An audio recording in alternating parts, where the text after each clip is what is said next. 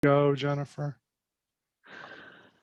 All right, welcome to today's Friday Transportation Seminar. My name is Jennifer Dill. I'm a professor and director for the Transportation Research and Education Center at Portland State University, and I will be introducing and moderating today's seminar. Our Friday transportation seminars have been a tradition since the year 2000. These seminars are usually held live on Portland State University's urban campus that is located on the ancestral homelands of the Multnomah, Cathlamet, Clackamas, Tumwater, Watlala bands of the Chinook, and the Tualatin, Kailapuya, and many other indigenous nations of the Columbia River. It is important to acknowledge that we are here because of the sacrifices forced on the indigenous ancestors of this place. Remember these communities and honor their legacy, lives, and descendants. Due to the COVID-19 pandemic, today's seminar is obviously hosted fully online. Today, we are very pleased to have three speakers with us, Ashton Simpson, Scott Kocher, and Brandon Summers, who are going to be presenting on Oregon Walk's Pedestrian Crash Report, Causes, Effects, and Recommendations.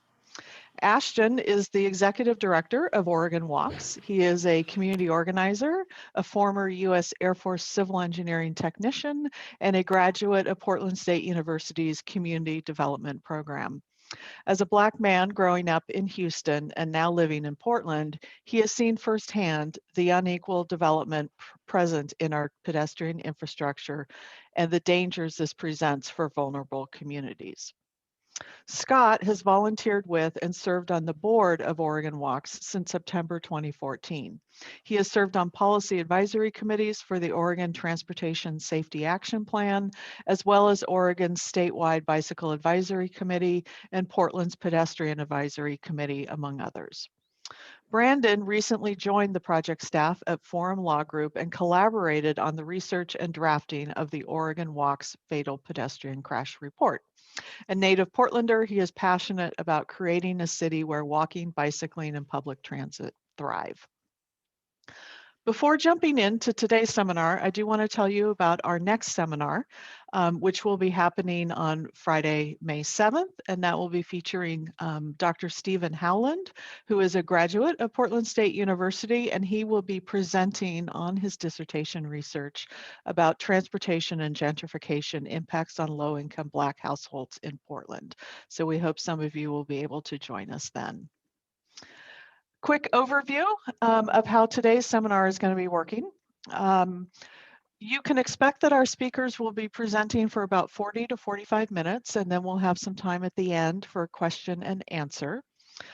We ask that you type in your questions into the Q&A box, and we will be saving those to the end, and I'll be presenting those to our speakers. If we run out of time for all of your questions, we will provide them to our speakers afterwards, and they're potentially to follow up. We have enabled closed captioning for this seminar, but you must click on the closed caption feature on your control panel to view them. We are also recording today's seminar, and it will be available on our website later today, along with the presentation slides. And finally, if you are tracking professional development hours, this seminar is eligible for 1 hour of continuing education credit. So with that, I'm going to hand it off to our speakers, and Ashton Simpson is going to start us off. Thank you, Jennifer, and thank you all for being here today. This is a topic that we are going to embark on that is very sobering. But first, I want to start with 30 years ago this year, a group of concerned citizens came together around active transportation because they really saw a need for it in the community. And it was the Willamette Pedestrian Coalition. Now we know it as Oregon Walks. Today, that work continues through the work Scott and Brandon have put into this report. Again, this is some sobering work because we have to look at lives lost 48 in total between 2017 and 2019 in this pedestrian fatal crash report. We will cover a few things in this presentation around the background, some process, a few examples, and we'll talk a little bit about equity from the lived and human experience and the toll that it takes on folks when that infrastructure doesn't exist, access to that information, and then recommendations. So the main points I would like for everyone to pull away with this is, first and foremost, we need to prioritize East Portland, but more importantly, we need to prioritize age-friendly communities. This is something that I believe is important because these are our most vulnerable folks, ages 8 and 80, and folks with mental and physical disabilities. But also, with a racial lens looking at this, Black folks were disproportionately impacted by these crashes than anyone in this city. So really looking at that, looking at reporting and how to incorporate data, and also changing up the language and understanding that like there's not a lot of ways to describe certain things within crash reports, and the language needs to expand out. And then planning, reestablishing the traffic calming division, but also looking at following existing speeding laws and reinforcing what's already on the books. Next slide, Brenda. So what we will show you today and dispel is intoxication and distraction were not key factors in these fatalities. Another thing that we will identify is that we've always said it, and we've come to the conclusion that the way that these streets are designed, they're designed for speed. They're designed to move cars at a very, very fast rate without thinking about the human or people aspect or toll it takes on folks in the community. We are going to look at, excuse me, I can't see that. We're going to look at who we are killing, and who's dying in these crashes. And it's, again, disproportionately affecting East Portlanders, Black Portlanders, folks experiencing houselessness, and folks with disabilities. And then finally, we'll look at the media and the police reports and how these things are reported out. Oftentimes, the reporting is very vague and does not give out all of the information that's needed to make a proper assessment around what was the actual cause for these crashes. So with that, we'll hop into the background information, and I'll pass it over to Scott, and he will give you the breakdown on how they pulled this report together and the sources in which they pulled this information. Thank you, Ashton. Oregon Walks is very fortunate to have Ashton as our executive director, and he's brought a huge amount of energy to the organization and contributed a lot to this project, which began more than 2 years ago.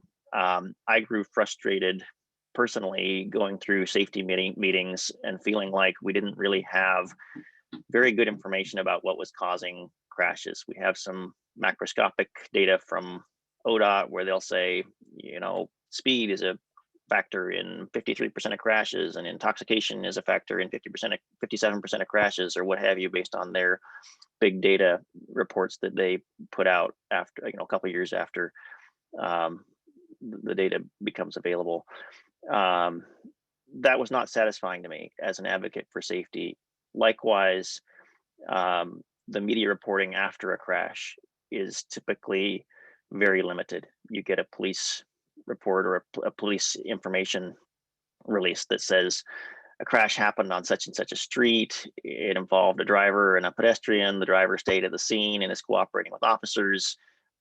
That may be the only information you get about that crash as a member of the public or as a person who lives in that neighborhood and wants to know what's going on and why people are dying in their community. And so the report had its origins in trying to provide a middle ground between the kind of mile wide, inch deep data that we get from ODOT versus the anecdotal reports that you might get from media or from police information releases.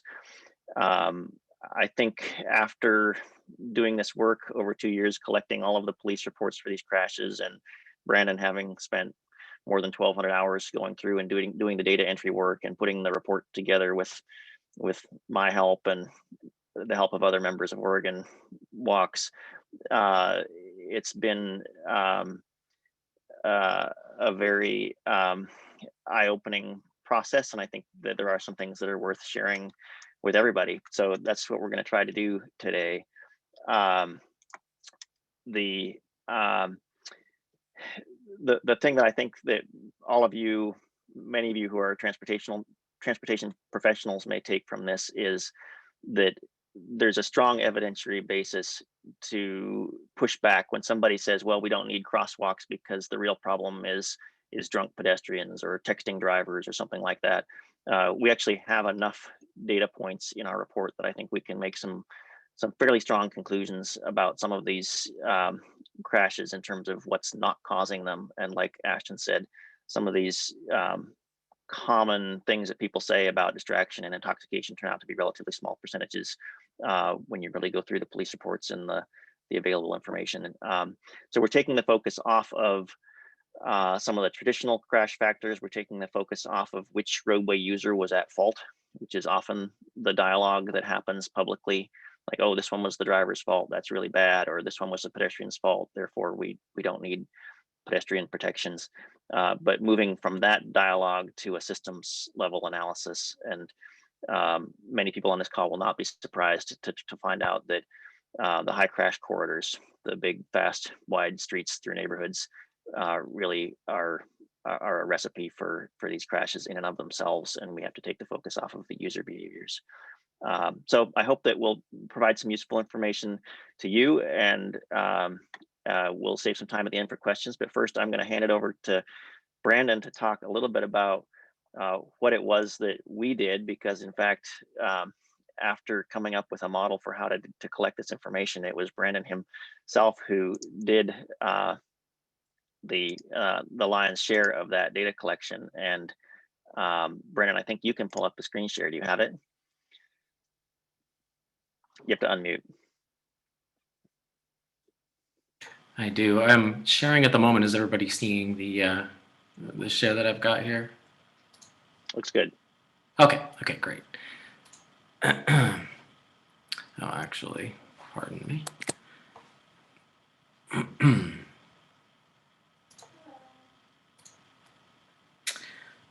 So I'm going to kind of whirlwind us through the sources that we looked at to gather our data.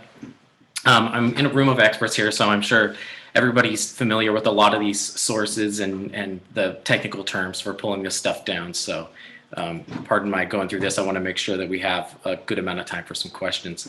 So Scott mentioned that we recognized that we were looking, our goal overall was to take a look at the systems analysis for crash locations. But we did start with police reports, which generally take a look at who is at fault and kind of have that more of an angle rather than, analyzing infrastructure at any given location. But we took all the data that we could off of them, including, vehicle speed at the time of crash and check boxes for their assessment of lighting conditions, as well as making a brief synopsis on our crash review of how they recounted the crash happening, which obviously there's an inherent bias toward a driver, because in every single one of these cases, all the pedestrians were deceased, so they were not able to provide any sort of on-the-ground witness accounts. We went to Google Maps, took screenshots from different vantage points in what we would approximate as a pedestrian or a driver's view and an aerial view.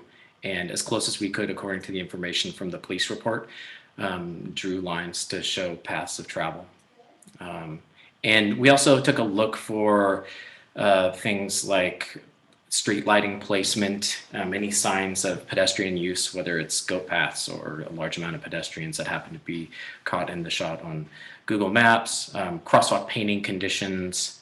We did measurements of road width from those aerial shots to get curb to curb distances and assess number of lanes and make sure that everything was aligning with how the police reports had written stuff in. We took a look at the Portland maps, open data, took down percentages of speed, whether it was percentiles, percentage over posted. Took a look at historic speed limits to see if any speed zone orders had lowered speeds recently. And if they did, we did some research to see if it was in response to maybe a previous crash or if the crash that we were analyzing had an effect on PBOT or somebody making the decision to lower a speed limit at that location. We did the same thing with PBOT TSP classifications, taking a particular look at how the street and the location of the crash is classified when it comes to a bicycle class or pedestrian class. And there was some interesting information there because there are many arterials and roads that would be called, principal bicycle classes or however they qualify it, and there were no bike lanes and would not be the type of place you would run or ride your bike or walk as a pedestrian. Street lighting was of particular interest to us because 79% of fatal crashes took place when it was dark.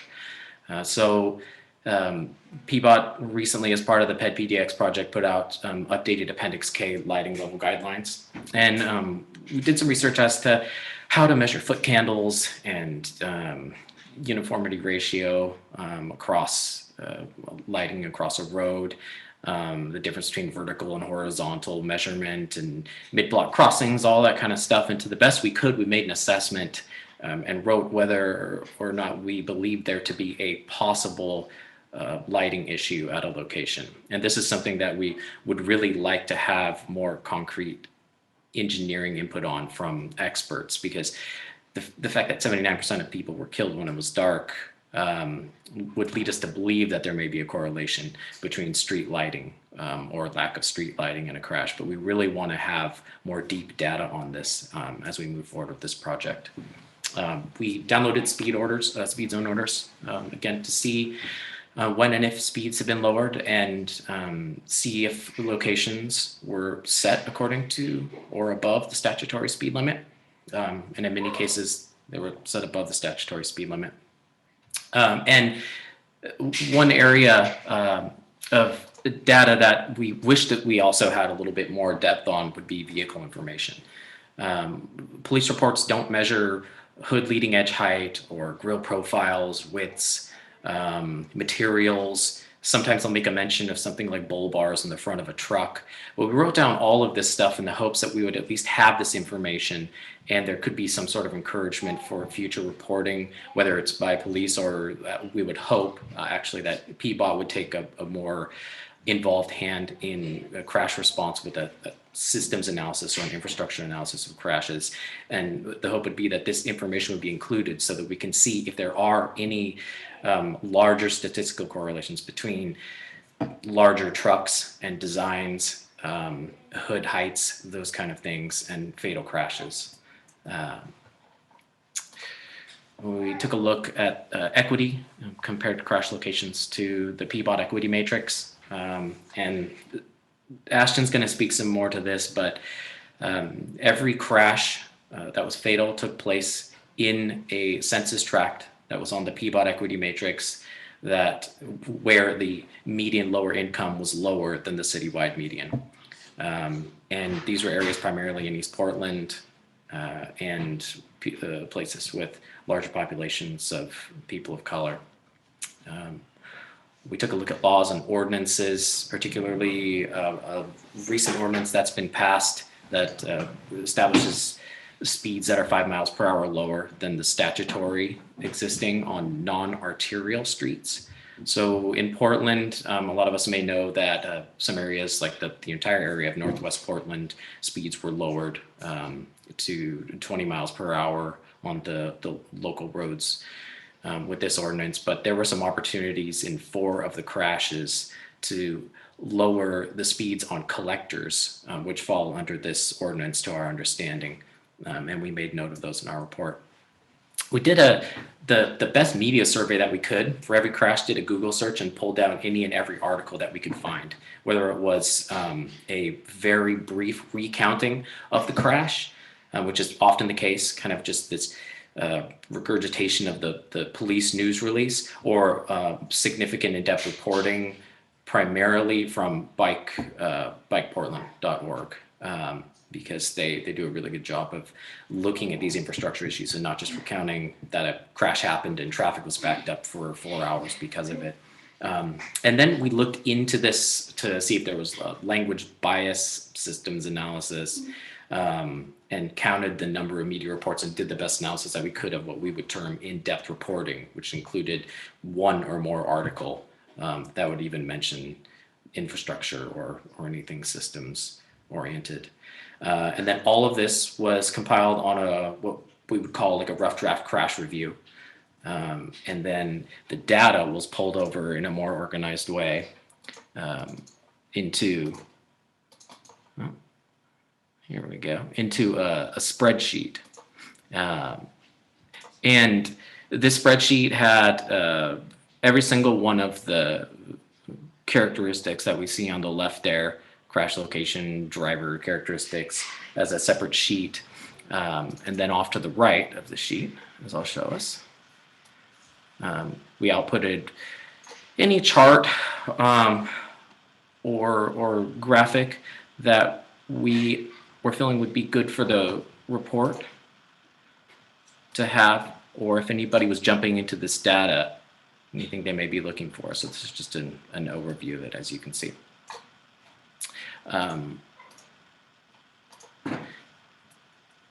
The full report was 3 parts. The first part was crash reviews, which was a 3-panel infrastructure-focused synopsis of each crash, and I'll show an example of that briefly after this. The facts and figures in the middle there is a kind of prettied up version and an organized version of the Excel sheet charts and graphics. So if people want to dive more into the numbers, that's where to look. And then the focus issues is a handful of select topics like distraction and SUVs and trucks, equity, people experiencing homelessness, these kind of focus areas that we wanted to go into deeper discussion on. And everything lives on the Oregon Walk's website under the Fatal Pedestrian Crash Report heading. And on that website, there is an interactive GIS map that I would encourage everybody to visit, where you can click on each crash location. It'll bring you to a panel for the crash report itself, a Google Street View, and then on the right, you can click through all of the different overlays on the GIS map, whether you want to take a look at speed bump locations, lighting, percentage over speed, and a bunch of other things. So a quick example of one of our crash reviews would be here at North Columbia Boulevard and Interstate Place. We do a brief synopsis of the crash on the first slide, showing that in this case there was a gentleman that was blind and was wearing a reflective vest, had a reflective cane. It was early morning, so it was dark. And as you can see from the map, he was crossing from the south to the north in the crosswalk on a walk signal. He made it about 3/4 to almost all the way through the crosswalk when a driver ran a red light and struck and killed him in the crosswalk. And we focused less on the situation around a crash and tried to look at the systemic factors. There are some very compelling parts of this crash. The pedestrian's wife had called the city in and specifically had this crosswalk put in because he went to work on the north side of the road there. And we noted things like that. And then we listed all of the systemic factors on the third slide. So, you do measurements and you find that there's 1,750 feet between signals without any sort of traffic calming, a wide road, 63 feet, making both crossing difficult and encouraging high speeds. As far as we could tell, inadequate lighting was an issue. We had a an engineer do some computer modeling of the location, found that the lighting was subpar, especially that crosswalk. We don't know about signal timing. It's something we'd like to look into, but the pedestrian didn't make it across the road in time, and he had a mobility issue walking slowly because of being blind. So we wrote down all of these for every crash that we could find. And here's another quick example of Stark and 148th, just showing that it's all laid out in the same way. So with that, I'll pass it along to Ashton, who can talk to us more about some of the equity and infrastructure issues. Thank you, Brandon. So they laid out a beautiful case. It's not a pretty one because people lost their lives, but out in East County, I'm also a resident that lives in this community where we are impacted like heavily by these crashes.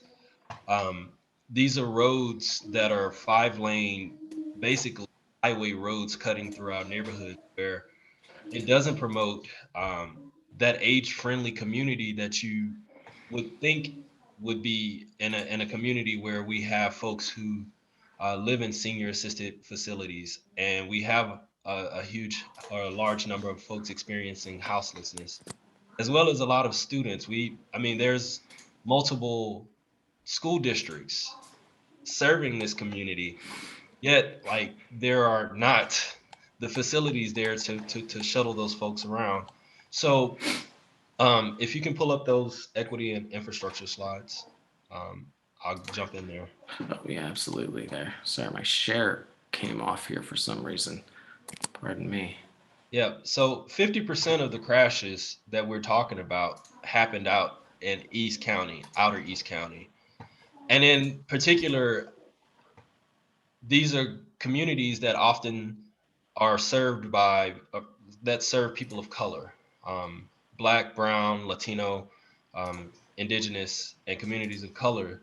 And when you look at this and you understand that, well, this is the periphery of the city, and a lot that goes into building out city center and northwest and things like that, but where people are actually being struck and killed by vehicles, it's being done in an area that is heavily populated by people who look like me and look like my son. And it makes you really, really ask questions around, well, what are the priorities in doing so and going out and identifying these projects and the urgency in which we need to get funding to put fixes into these communities. Now, granted, there are things taking place in the community. We have Fixing Our Streets that has done some spot projects here and there, but that's spot projects are not going to fix a regional problem, period. And we understand that what's going on is happening east of 82nd. That is literally the defining line. I think this is a well versed crowd here. I know that during my time at PSU, this is what I learned as a community development student, that development is uneven east of 82nd. And this crash report clearly shows that, because the infrastructure, again, is designed in a way to shuttle cars and not people. Therefore, people are every day, even as we are sitting in this very presentation, are at risk moving on those roads constantly. Next slide, please. So language matters. And, we are partners with PBOT. We do great work with them. However, they have a term that they've coined, communities of concern, that I am pushing them to put to bed. The reason I'm pushing to put it to bed, because a concern does not properly convey the urgency in which our communities need help. A concern is something that lingers in the back of someone's mind. It doesn't say if it's a high priority or a low priority. The language shift should be trauma impacted communities, because not only are we talking about just the way that cars move and folks being impacted by fatal crashes, but we're also talking about the impacts of housing, the impacts of lack of education, the impacts of lack of quality jobs. All those disparities are being compounded and compounded day in and day out. And that language is stronger it leads the ear and says, hey, we need to get something going and we need to do something now and right away. When we say concern, that means we can put a project on a project list that will take 5 years to get funded, to get looked at, and this, that, and the third, which is valid and it needs to go through the process. But there's already projects that have been identified by this community. East Portland in Motion has plenty of projects on the list that will help to make this community whole. Next slide, please.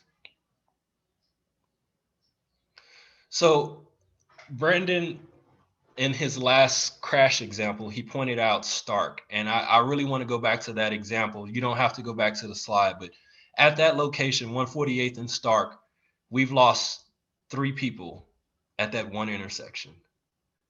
And 12 blocks down at 160th and Stark, we also lost somebody at a marked crossing right there. And these roads are literally 5 lanes, two lanes of traffic going in both directions with the middle lane for turning. And oftentimes, even now probably, there's somebody trying to cross the street and they're standing in the turning lane waiting for traffic. They're literally playing Frogger with their lives. And that's not fun. And especially with people driving erratically and at high rates of speed along these high crash corridors in East Portland. It's really a testament of what has not been done and what needs to be done, because oftentimes folks do not stop for people at crosses. And I did notice in the chat someone said something around that, and I agree. We have a lot of seniors that live in this community that live in and around those high crash corridors, and they have crosswalks, right? They do, and they have beacons, and they hit the beacon, and people will fly through it. They won't stop, and it's heartbreaking because you know that somebody's going to get seriously injured or killed again due to lack of enforcement around not stopping at a crosswalk. Next slide. So again, 36 Portlanders were white who were killed in these fatal pedestrian crashes, but that's proportional to the population that's here. Black folks were 17%, and that's a huge disparity when we only make up 5% of the population, almost 6. Again, this is happening in our community, and a lot of the times when we take a look at this, because some of these white folks, it's a class issue as well. We're looking at in communities where, again, the disinvestment has lingered for so long that folks are trying to pull themselves in and out of whatever situation, and it's hard to do when you don't have all of the resources readily available to you, or you don't have the programs in place to help you out and get you there. Next slide. So again, I'm going to harp on this: age friendly, age friendly, age friendly, age friendly. And I did notice in the chat as well, someone talked about, and that's hard to hear, their 41-year-old cousin being struck 3 times, and they suffered, from being blind or vision impaired. If we talk about building our communities out in a way that's age friendly, now we're talking about folks who are 8 and folks who are 80 and folks with mental and physical disabilities. We're talking about making ease of movement and connectivity and access for those folks as simple as possible. Guess what? The benefits ripple out to us who are the temporarily abled. Because I say temporarily abled because nobody's destiny is set in stone. Anything could happen to us. We're all still aging. We need to put this infrastructure in place, not only for those who are not for now, but for later. It only makes sense. Next slide. So again, a third of these crashes were made up of folks with disabilities. And again, we can mitigate that by making these communities, again, age friendly. Now, again, I say age friendly over and over again because we also ran into the issue with the Creek settlement because things were not being built to compliance ADA standard.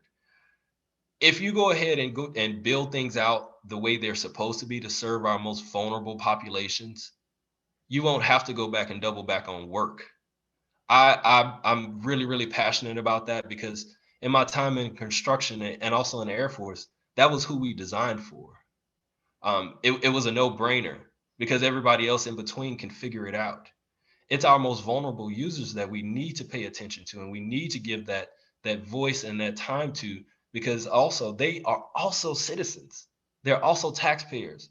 They're also a part of our community. They're a family. They're our friends. They're folks that we love. And we also need to show them love by making sure that they can get around and take care of themselves. Next slide.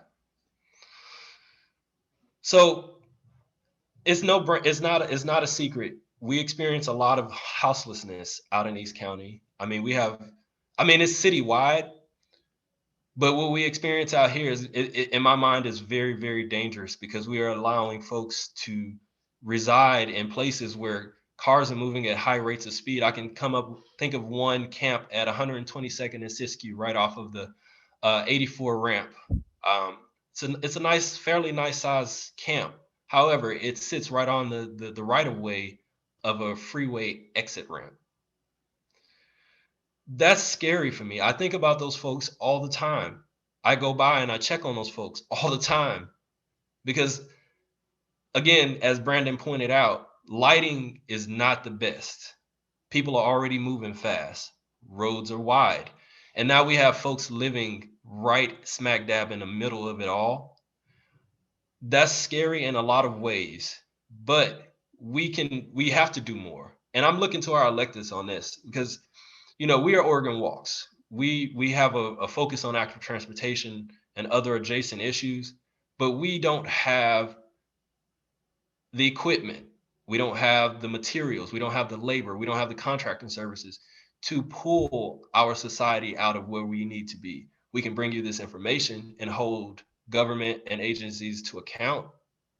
But at the end of the day, like I said, the government has to do a heavier lift in making these things happen. Next slide.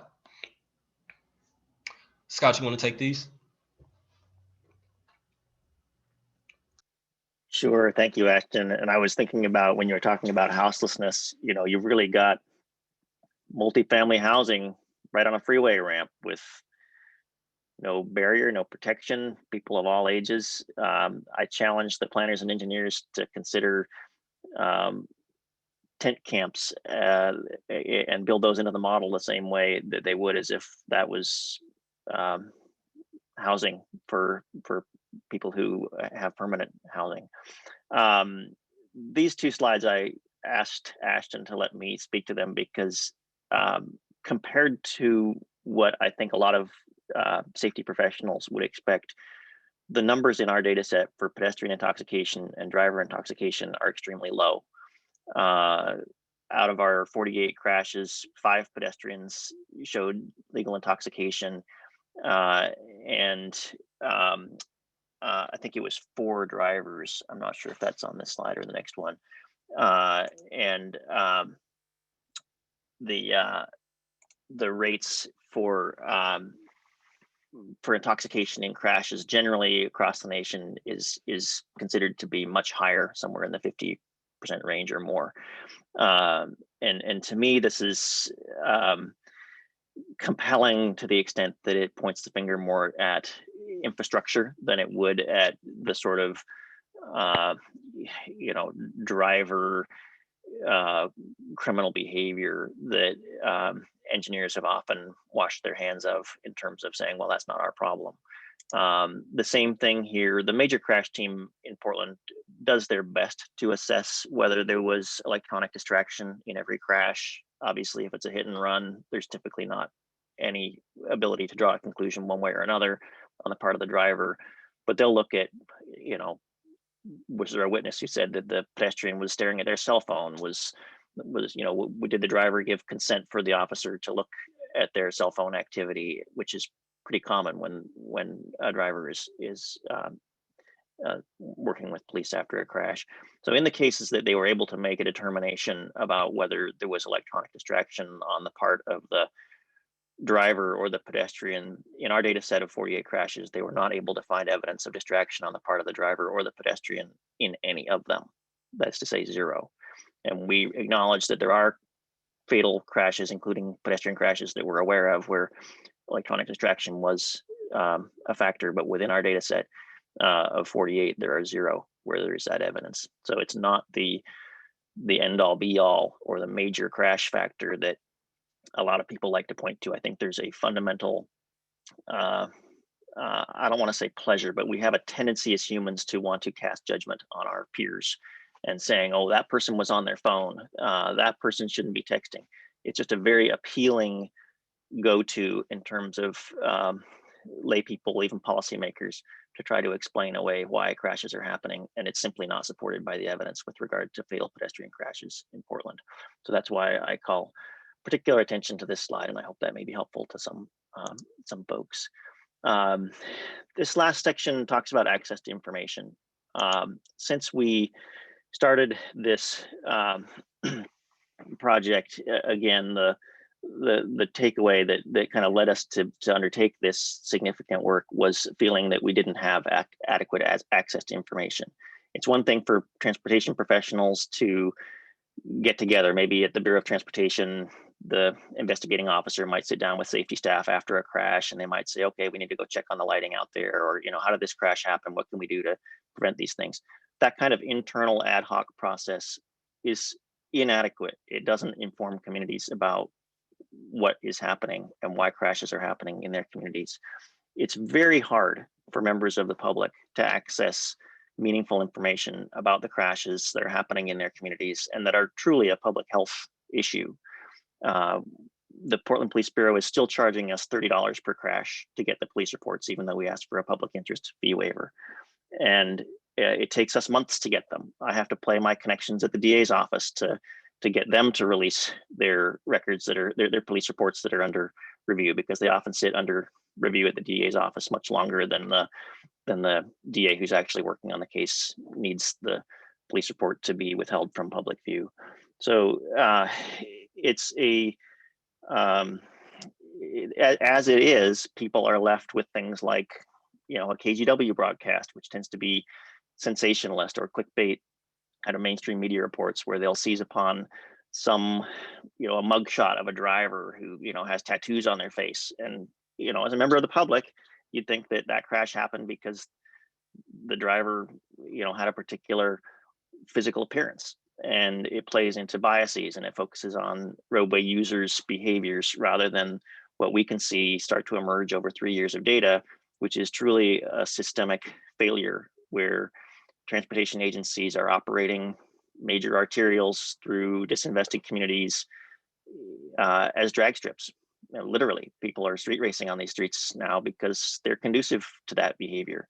They create that sort of environment where it's possible and even attractive to go at extreme speeds past homes and schools and churches and businesses where people of all shapes and sizes and ages and colors are trying to walk, and predictably they're dying. So our report is in some ways a I hope powerful critique of the way we're operating our streets in Portland. That means ODOT and PBOT, and a call to change, to think about these things in a different way.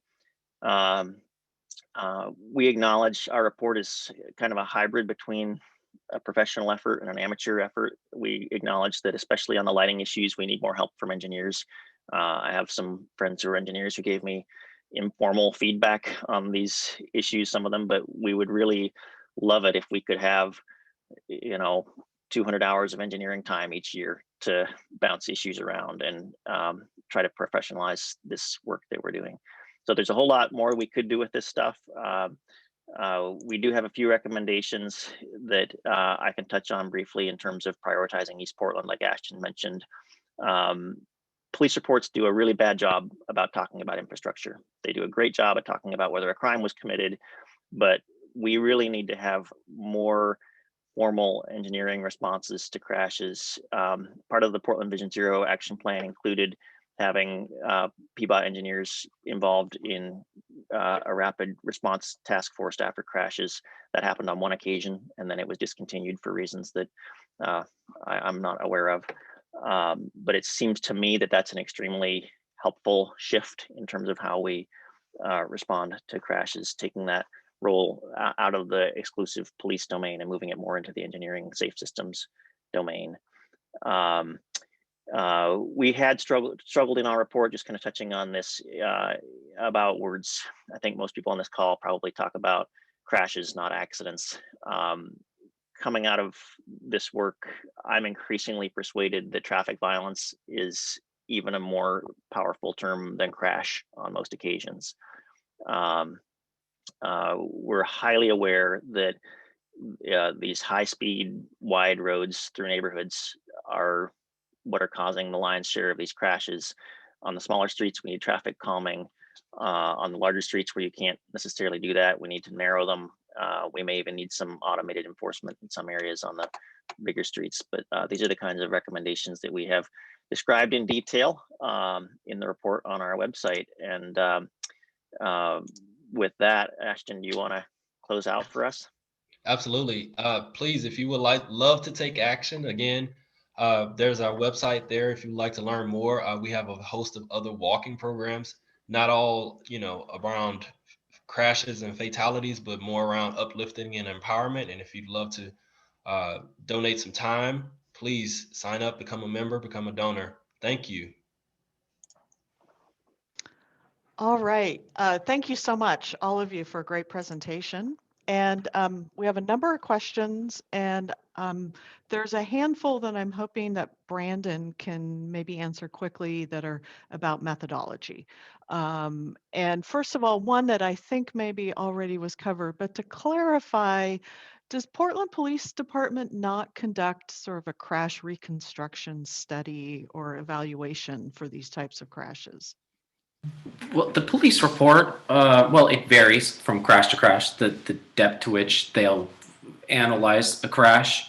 But I'd say a majority of the reports had a reconstruction of how they believe the crash to have happened. There was a lot of in cases where they didn't know a speed, they would run Searle equations or some other mathematics to kind of reverse look up, speeds and look at, trajectories from skid marks and things like that. But it was probably more akin to a forensic criminal analysis of a crash scene than necessarily looking around at the infrastructure first. Infrastructure would come into it. They would note things like, well, there were absolutely no streetlights at this location for half a mile in each direction. Things that were glaring examples they would pull in as part of that analysis. Okay. And regarding speed, someone asked how you were getting estimated vehicle speed, and it sounds like sometimes from crash report, but sometimes from other sources. If there was a crash report where in most instances they would run a Searle equation, which is an equation where you find, an impact and the stopping time, and you reverse, the distance between those two and find out what the speed was between when brakes were applied, if they had skid marks, things like that. I would use the middle of that because it's always a range with the Searle equation. Like the driver was going between 30 and 40 miles an hour. Well, our report would use 35. Or if the driver, in some instance, would say that they were going a certain speed, and that was the only evidence that we had, we took whatever was the most the most concrete that we could find from the police report. Okay, great. And there was a question, and I think this is probably for all of you. A question came in that Ashton, I think, already referred to, which was about enforcing crosswalk laws. And so I'm wondering if you can talk about the role of enforcement and how you think, what you think is necessary to be done here in collaboration between different agencies. Yeah, if you don't mind, I'll go, Scott. So at least in my mind, we believe in automated, and the organization believe in automated enforcement. We actually went up to bat at the legislature to promote that, and not in a way that PPB will enforce it. It shouldn't be in the hands of the police. It should be in the hands of our local transportation jurisdiction, so PBOT, and it should be that any fines or fees recovered in that shouldn't go to a general fund or to police budgets. It should go into safety buckets for projects and capital improvements. And there also should be a deferment program. So if folks, the first time they get popped, they have to go through some type of, learning environment or course where we're changing their behavior. That's where we're at. We're trying to change behavior and slow folks down. So getting them back in the community in which they committed the infraction, make them walk it with us, understand why it is you need to slow down. But for our repeat offenders, and folks do repeat. I mean, I'm not a saint. I've gotten tickets in the past before. But I think that it should be on a sliding scale, and it should be income based, not just a set fee. So that we are incorporating equity into this, but we're also looking at and making sure that folks are still able to live. It's a traffic infraction, right? Yes, it's something serious, but it's also something that they should be able to learn from and move forward in life and pass that information on. I would just add to that. I think that Sharon White, Peabody, have in the past partnered with the Portland Police Bureau to do sting operations where she would try to cross, and predictably dozens and dozens of drivers would fail to yield, and officers on motorcycles would chase those drivers down and mostly say, hey, be more careful next time. I don't see that as a viable solution to the real problem. Those crosswalks where drivers aren't stopping are crosswalks where drivers are approaching at 35, 40 miles an hour. If drivers are crossing those crosswalks at 15 or 20 miles an hour, there's plenty of time to see the pedestrian and slow down and stop. And if there's a reasonable crossing at that location, chances are the driver will stop and there's a wave and people move on and smile at each other, rather than even the rapid flash beacons don't get drivers stopping. If you're going through a rapid flash beacon at 50 miles an hour and you see it with a few seconds before you get there, that's a pretty extreme maneuver to hit your brakes and try to stop for that pedestrian. Most drivers are going to fly on through, and we know that a relatively small percentage of pedestrians are even going to push that button. So we need to design these crossings for people, not for robots, and not for police to be trying to encourage people to behave with some kind of robotic level of responsibility, because that's simply not the design human that we have. Engineers talk about the design vehicle as being the biggest possible vehicle that might possibly need to go through a street. We need to think about the design vehicle as being the raised Ford pickup truck with an enormous front grille and a driver can't see for 12 feet in front of them. And we need to think of the design human as being people who may be mentally compromised, may have physical challenges, all kinds of aspects of the humans that are using these infrastructures. And we need to design much more heavily for those challenged individuals, rather than folks who are going to be responsive to, oh goodness, I heard my friend was stopped at a crosswalk enforcement action, therefore I'm not going to go too fast or fail to yield. So I have strong feelings about crosswalk enforcement actions. I don't think they're the solution. All right, so building on that, and I think you're starting to get at this already, but we had a question come in about sort of what transportation system-wide changes do you think are necessary to stave off this traffic violence? Anything to add to what you've already suggested? Right. Well, it would have been nice if we would have got our transportation package, because that would have been a start. It wasn't a perfect package, but it would have identified 6 of the corridors in this community that a lot of those rates of speed are really high and where people are dying. Now we're back to square zero, trying to figure out how to get it back to the ballot and get folks to support it.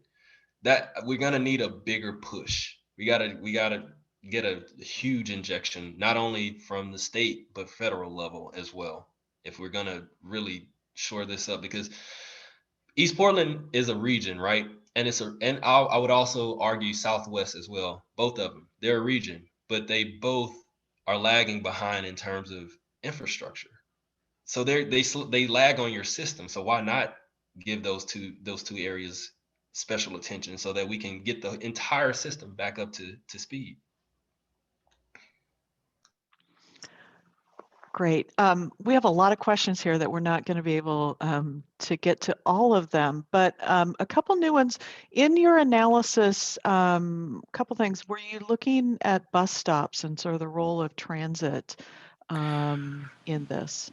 We did, yeah. We on the bottom of every crash review, we noted if there were bus stops in the vicinity and how close they were. You know, if it was like 150 feet from the crash location to an existing bus stop.